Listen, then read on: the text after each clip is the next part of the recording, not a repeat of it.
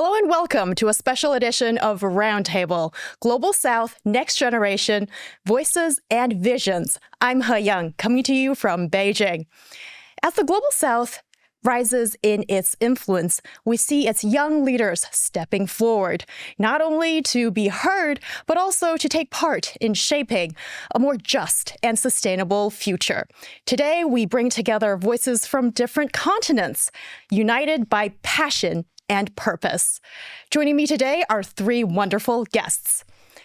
Hannah Hopper, chair of the South African Youth for International Diplomacy. Welcome. Thank you for having me.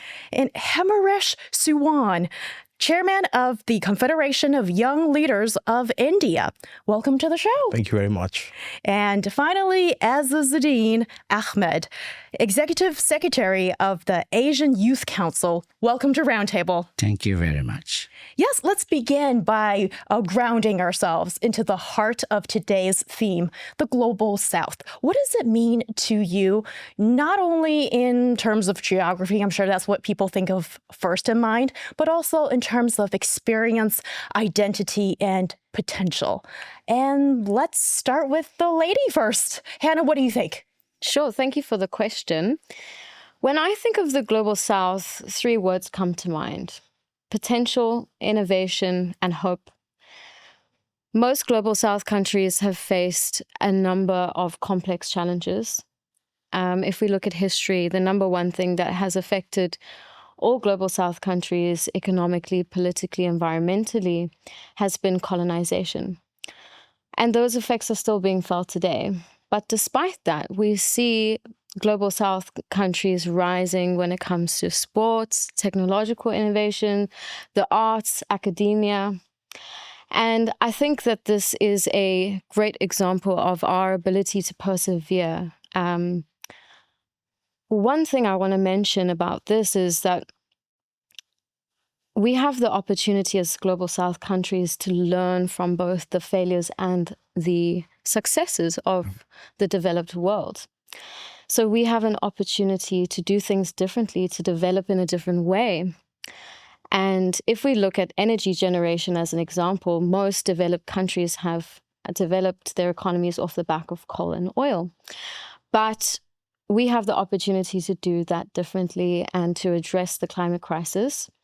And we see that with the large investments in renewable energies in the Global South. Yeah, it's fantastic. And also, I'm sure this is something also I'm very much looking forward to coming from all of your answers. And Hannah, you're from South Africa. So your answer just also brings me back to some of the histories unique to South Africa. And no doubt that you come up with also a very thoughtful answer right there. And Suwan, you're from India, and you've been engaged in youth diplomacy and setting up universities and all kinds of creative and exciting things in India. What are your thoughts when it comes to the Global South? Is there anything different from, just thinking about developing nations? I think, I come from a land which has always, exposed to the maxim that is Vasudhaiva Kutumbakam. The world is one family. So when I hear about Global South, I think about that having the entire global civilization into one common yarn. And that is very similar to the values that the Chinese president also resonates, that we must build a community with a shared future for mankind. And it is very important, as Hannah rightly pointed out, that we have shared aspirations, shared challenges. It is very important that we walk hand in hand so that the developed countries help the developing countries help the least developed countries. And in this way, we could create a common yarn where the entire world could thrive and the civilization could prosper. That is my take on the Global South. That is a grand and deep take on the Global South, and I already feel very inspired by that. What about you, Azzazuddin? Yeah, I think what my friend just said just now is the complexity of the youth right now, to live in peace, in education, to have a proper education, and to share the proper prosperity and employment. This is the issues which come to their mind, I think, right now. Yes, definitely. And what you mentioned is, I think, what a lot of people would aspire to, right? It's part of human nature. And I think realizing these things are important in terms of having that as a premise and coming up with responding policies, which we will get into later on. And young people are not short of energy, ideas, urgency, and perhaps a dash of idealism to a certain extent. Why do you think young voices are so important in policy making? You see, the young voices right now is very important, especially for the countries who have democracy rights to vote. You know, some other countries comprise 60% of the population is young voters. So their voice is very much important to the government. Yeah, I mean, if we look at the global south, the majority of the population is made up of young people. And as you mentioned, we face a lot of challenges today, whether it's the climate crisis or wars, economic decline, growing inequalities. Young people want to be a part of the change, and they deserve to be because they make up most of the population. And on top of that, they are the ones that are going to inherit this world and inherit the decisions that are made today. So it's absolutely essential that their voices are heard. And we see a positive move towards this, but I believe we still have a long way to go.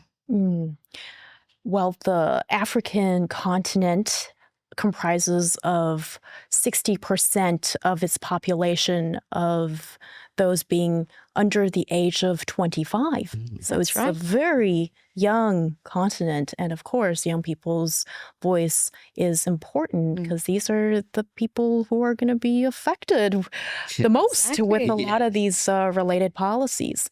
Yes, and speaking of another very youthful country with a young population, India is definitely a big country like that. So, Suwon, what are your thoughts when it comes to what can young people bring to the table that is often missing in traditional politics? You know, why is it important to have young people at the table in making these decisions? Thank you. You know, India is an old civilization, but a young country. So as you rightly pointed out, that more than 65% of India's population are youth. And I often say that youth are not useless, but they are used less. You know, so that's the entire context. And we in India, we are promoting young people to a great extent, be it the support from the public and the private sector. So we have created different channels of providing them employability, providing them a better standard of living, including accessible education. So in India, we have been focusing a lot on the SDG 4, that is on equality, on education. And we have launched various programs. One such program that I would like to mention today is, in Hindi, we say, Sabko Shiksha, Achhi Shiksha, which means that good education, but it is more important that we give affordable education. So that is the essence of what India is doing. And we have been able to literate more than 70% of our population. That's a big task. You know, we are a country of 1.44 billion. And educating more than 70% of our population is a milestone for a country like India, being a developing country. So we really wish to share our expertise with other friends in the global south who are also having the similar concerns and similar challenges. And we hope that we could together share the pain and also the victory together with our friends in the global south. Yeah, that is something that will definitely resonate with so many people in China. Before the founding of People's Republic of China, well, the literate rate was something hovering around the lower of the double digits. Now we have a literate rate of above 90%. That's and amazing. It's a lot of hard work and generation after generation. And I think that's something very special for countries in the global south to compare notes, to encourage each other, and also taking under consideration that every country has a very unique history and past and reality. Respecting that and also working together. That's something we be very happy to see for sure. And all of you are somewhat involved in policy. Getting involved in this area can sound very intimidating for a lot of people, but you've all made ways to make it real. And I'm wondering for folks out there, how can young people get involved in shaping policy, both locally and globally? It's a big question, It's isn't a it? big question. You see, in ASEAN, in AYC, we try to bring all these leaders, the young leaders, all over the countries. I mean, around 25 countries as a member of AYC. We bring them together to understand the issues. You know, the main issue that we're going to speak is about peace. Peace can come with many forms. And then when we bring them together, then we stretch out the issues. We make them understand the issues. We make them how to solve the issues, and then how to bring it to the policymakers, to each countries.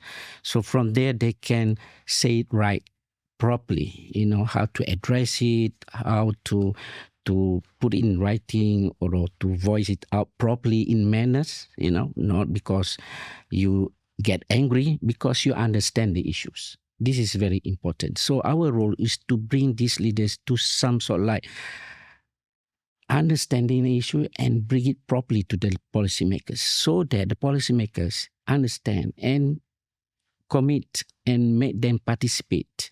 This is very important. Some of the issues brought up by the youth sometimes is not in a proper manner.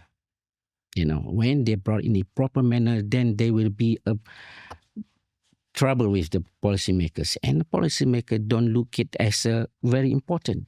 But if they behave, and then for me, the youth leader can bring it the issue properly and then make it very strong points to the policymaker. I don't see why the policymakers is not get the youth involved. See, you point to something that is a practicality and perhaps a technicality, because if you're a young person who has strong feelings about a real issue in your life, and how can you make it presentable and easy to digest, maybe? And very important. Yeah, and speak in a shared language in the right manner that you just mentioned. Right. I think that's definitely useful for anybody in that position to know. And so you're saying that if you're not presenting in the right manner, it might be shoot down. Yeah, Yeah. definitely. Okay. Well, I'd like to add to that. I think that the barrier to entry, as you said, to be a part of policy making for young people is quite high. But that doesn't mean that it's impossible. And I think, as you said, to raise these matters in a way that is digestible and professional is definitely a good starting point. But I will say, from my experience attending multilateral youth events, I have seen time and time again young people raise the bar and show up in a way that is incredibly inspiring. And I think that if young people are given more opportunities like that, they will continue to impress us. And so I think that, yes, they should present their ideas in a dignified manner, but I also think that their voices should be taken more seriously by those in leadership positions. Yeah. How does that land in a different cultural and national context, such as India? So I fully agree with both of my friends who mentioned about that. Actually, the young people are more than ready to contribute to the policy development, but we need to create adequate platforms. And I think platforms like World Youth Development Forum should be created across the globe, so that more and more young people could get such opportunity, get such chances, where they could directly raise their questions to the attending ministers, attending high-level functionaries. And this is the best way one can raise their voices. if they have any concern regarding the youth development and youth promotion. So I firmly believe that we should have more branches of the World Youth Development Forum in different countries, so that we can actually create and co-create a community where the young people could live together in harmony and peace, and also at the same time be a strength to each other. That is very important. Yes. I always say 1 + 1 is 11. Mm. Should always be that strength to the young society of the world. I have an incredible success story, if I can share it with you. In 2023, one of our South African delegates to the Y20 in India, he had this burning idea to incorporate the African Union into the G20. Prior to that, South Africa was the only African country in the G20.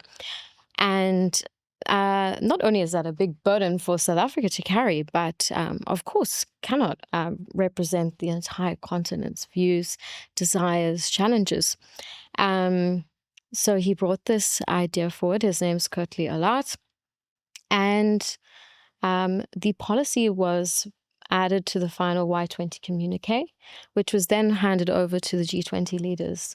And that policy was passed. And so this is the first year that the African Union is now a part of the G20. And I think this is an incredible story of how just one young person can make a continental impact. Yes, and Suan, you spoke to me before we turned on the mic that you've actually been to China 17 times. And I was astounded by that number. So have your perceptions changed towards, the young people here? I think, this time when I was at the immigration, I asked the immigration officer that, can you tell me that how many times I have been to China? He told me that it is the 17th time that you're visiting China. So I'm very happy about that. First time I visited China was in 2018. And 2018, when I was visiting China, some of my friends said, because, as my friend said that, what we see on social media is far from reality. And a lot of young Indians, they saw that, okay, if you go to China, you might not have that sense of freedom, or, you might not enjoy to the fullest. But when I came to China, I mean, my perception towards China changed to a great extent. I told them that, they are more free than you are. So I think that was something very astonishing. And when I met young people, when I encountered the All China Youth Federation, I could see that the Chinese people are full of zeal. They are very hardworking and a very innovative society. I mean, if you meet any Chinese young person, he or she has a lot of innovation and innovative mindset ingrained into it. So that's something what impressed me a lot about China. And of course, it goes without saying that the China is a very, very hardworking society, So that's something that we all should ingrain in us. And that's my takeaway, from my visits to China. And just to add as well, the World Youth Development Forum, which is hosted by the All China Youth Federation, has brought the three of us together on a number of occasions, and not just us, but hundreds of youth from all over the world. And from my experience being a part of an event like this, it has opened my mind to learning about different cultures. Yes, we all share different and similar challenges, different challenges, but there is opportunity for us to learn from one another and grow a lifelong friendships. Appreciate each other, appreciate each other culture. That's very we are important. different. We have differences, but we appreciate it. We understand it. That's it. Yes, you guys mentioned the organization that brought you guys together here on this trip. And also when we talk about, deepening international collaboration, especially for young people in the world, organizations like the All China Youth Federation has been supporting this global outlook for years by encouraging international exchange, innovation, and youth diplomacy and through some very exciting programs, all kinds of youth exchange programs that involves the ASEAN countries and China, Central Asian countries and China, and just about everywhere. And through these programs, like you guys mentioned, now in a way, it's a little bit like a luxury to actually physically be in the same space to meet up and exchange ideas, because it seems like anything can be done in the internet. But when these moments do happen, and these are like put cherries on top that do happen, you see the most wonderful sparks that come from that. And for all of those out there who are watching this or listening to this, and if they aspire to what you guys do, then what kind of skill set or mindset do you think is necessary to achieve that goal? Siwan? So I think nobody is a born leader. So I think that the sky is the limit for them. They need to understand their own talent. And if you are a musician, you can become at one point of time a very famous musician. If you're interested in academics, be academician. So it depends on your interest line. And I think you have to catch yourself young, understand yourself better, that what my capacity and capability is. And then the world is all yours.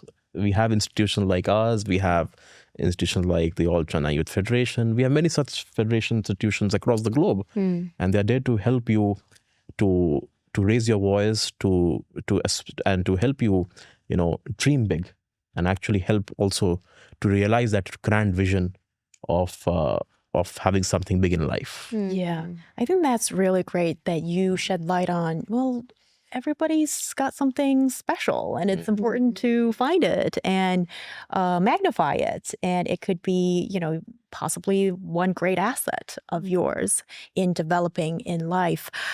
But also, what about, more practical skills? I'm thinking about possibly public speaking, strategic thinking, negotiation, or maybe something else. How can young people train or prepare ourselves to get into the world that you guys have been talking about? I think maybe not the right answers. There's no right or wrong. Right. Yeah. Just like But I life. think the right mindset is, for me, is for the strategic thinking. We have to develop them a strategic thinking about how they see the world. Yeah, right. The right knowledge, the right attitude, the right medium, and the inclusive dialogues. These 4 elements for me is very important for them to understand, to become a great or the good leader or a great youth. I remember when we do this discussion and sharing ideas, sharing experience, maybe they don't change overnight.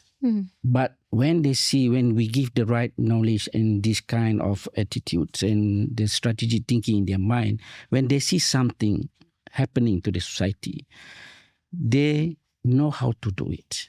Let's say I have a case, I have a story that one youth, when they saw the snow, the neighbor is in poverty, don't have any shoes, they don't have any toys to play, not able to have an opportunity to read because there's no light. So they take an effort, to bring all the friends, share all the toys, and then bring to the society, to the community. I think this is what we need to tell them. You can do a little, but change a lot.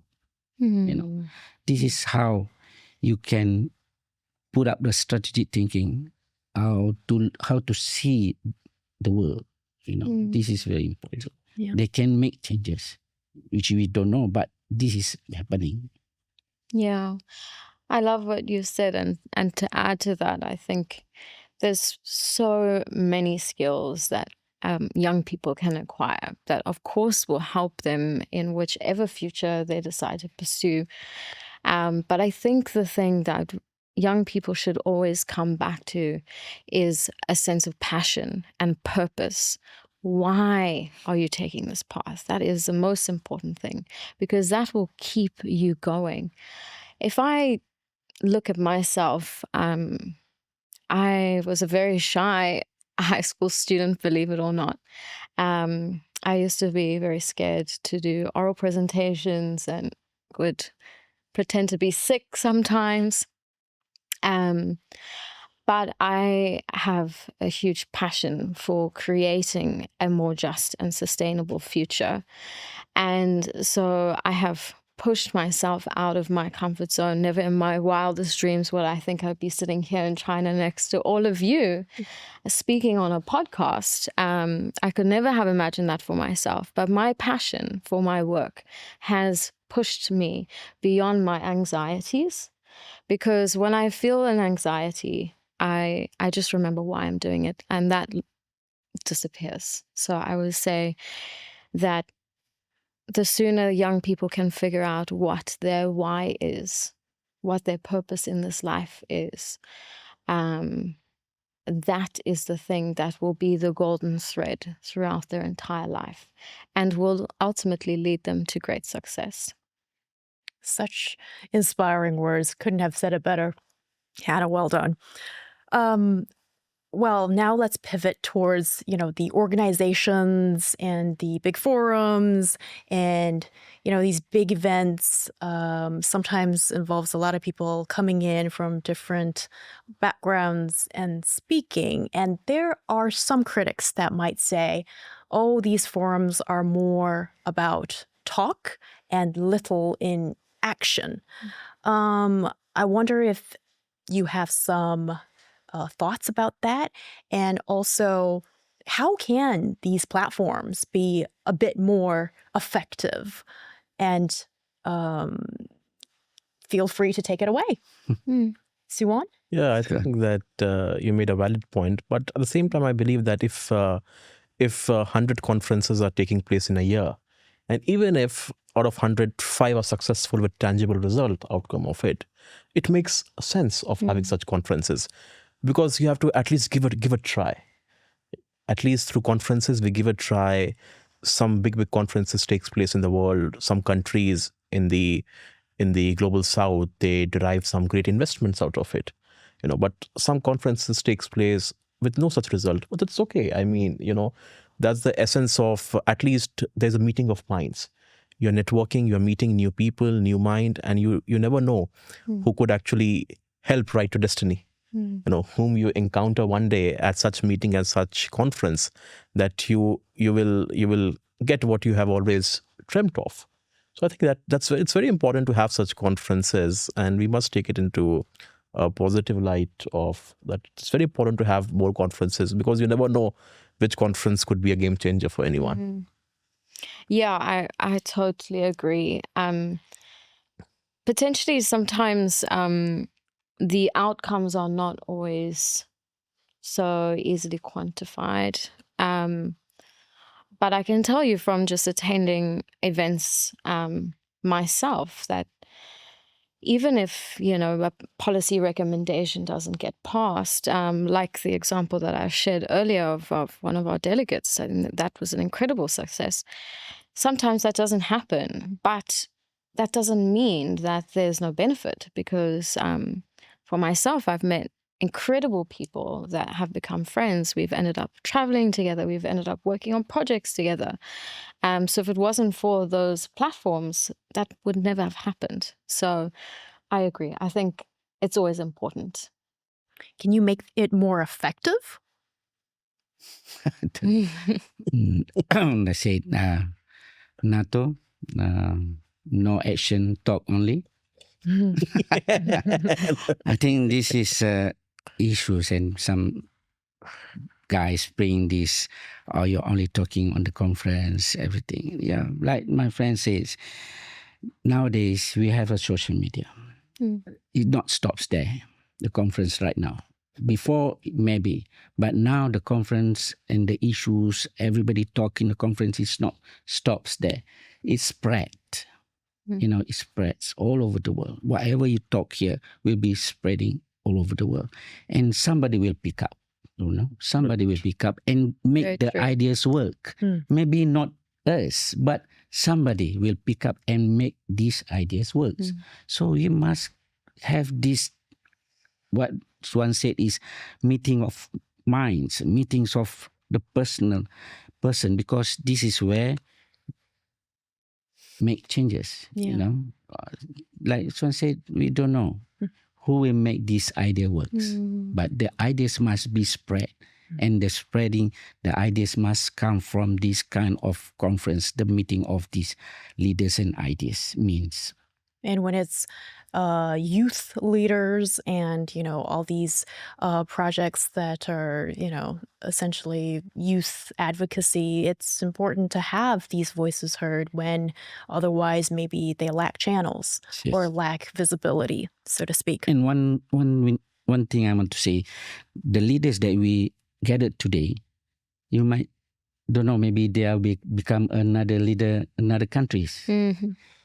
They will get the information earlier so they can make policies through our conference.